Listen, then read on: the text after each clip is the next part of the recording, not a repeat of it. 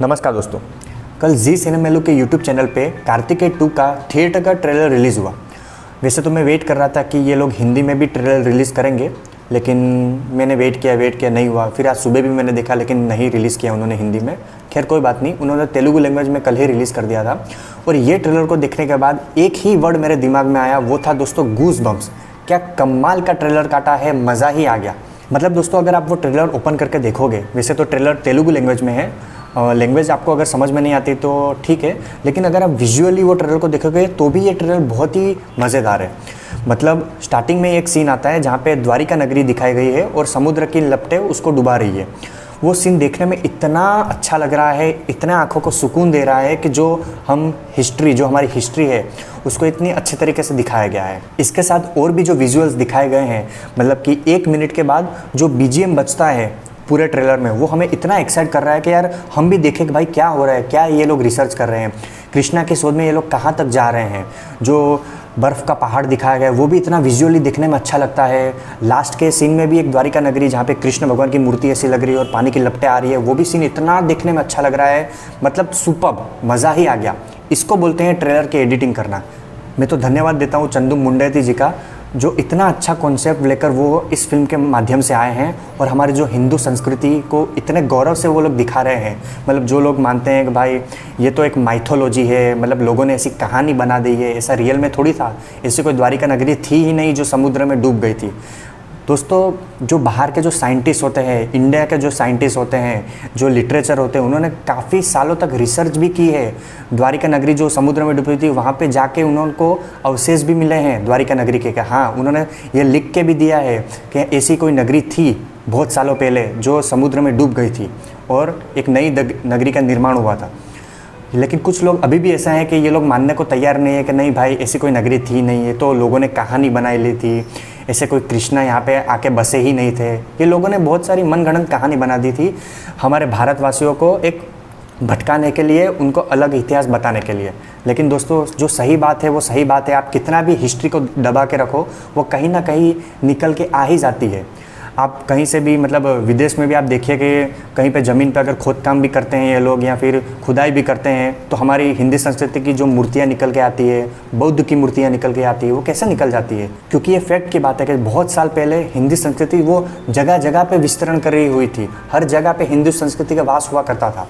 लेकिन फिर आगे जाके कुछ लोगों की वजह से धीरे धीरे ये कम होता रहा और गलत इतिहास बताते रहे और वो इतिहास को हम सच मानने बैठ गए। दोस्तों, और मैं धन्यवाद देना चाहूँगा निखिल जी का, अनुपमा जी का, अनुपम खेर जी का, जिन्होंने इंटरेस्ट दिखाया ऐसी मूवी करने के लिए भी। क्योंकि दोस्तों, भारत में बॉलीवुड में तो आपको पता ही है कि हिंदू संस्कृति को वो लोग किस तरह से दिखाते हैं। पीके मूवी में आपने देख ही लिया होगा।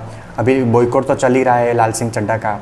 अभी में जो भी लोग बॉयकॉट कर रहे हैं लाल सिंह चड्ढा का, कि इसलिए बॉयकॉट कर रहे हैं कि भाई पीके मूवी में जो हिंदू संस्कृति को जिस तरह से अच्छे से नहीं दिखाया गया।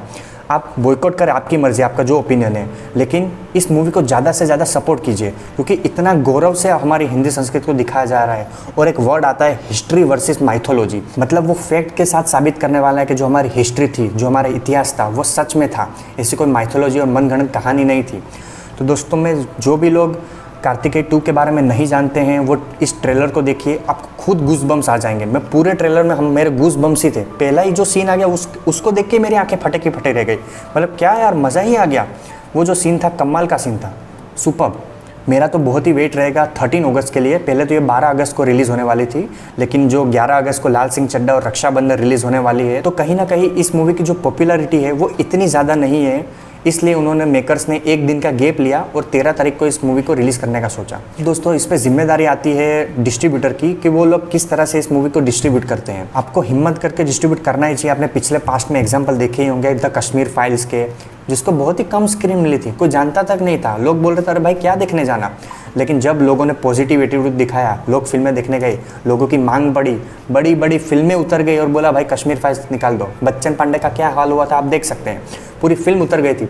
49 करोड़ कमाए थे और पूरी फिल्म उतर गई। और कश्मीर फाइल देखिए आप, 250-300 करोड़, अरे बाप रे बाप, मज़ा ही आ गया।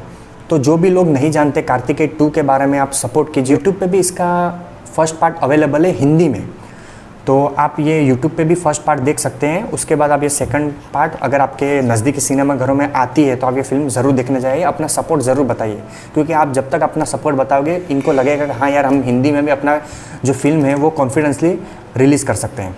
अब इनके मेकर्स को मैं यही बोलना चाहूँगा कि आप हिंदी के प्रति इतना केयरलेस कैसे हो सकते हो। मतलब आपने तेलुगु में रिलीज़ किया और बाकी हिंदी में नहीं रिलीज़ कर रहे हो। आप टीज़र और जो पहला ट्रेलर था वो तो आपने हिंदी में भी रिलीज़ किया था और दूसरी लैंग्वेजेस में भी रिलीज़ किया था, लेकिन ये जो ट्रेलर है आपने सिर्फ तेलुगु भाषा में रिलीज़ किया, तो ये गलत बात है। आपको सभी लैंग्वेजेस को साथ में लेके चलना पड़ेगा। अगर आपकी फिल्म के बारे में कोई प्रमोट नहीं कर रहा है तो आपको खुद प्रमोशन करना पड़ेगा, जगह जगह जाके इंटरव्यू देना पड़ेगा, ताकि लोगों में वो अवेयरनेस आए कि हाँ यार एक ऐसी भी मूवी है लाल सिंह चड्ढा और रक्षाबंधन के बाद एक दिन छोड़ के जो आने वाली है, जो हम देख सकते हैं।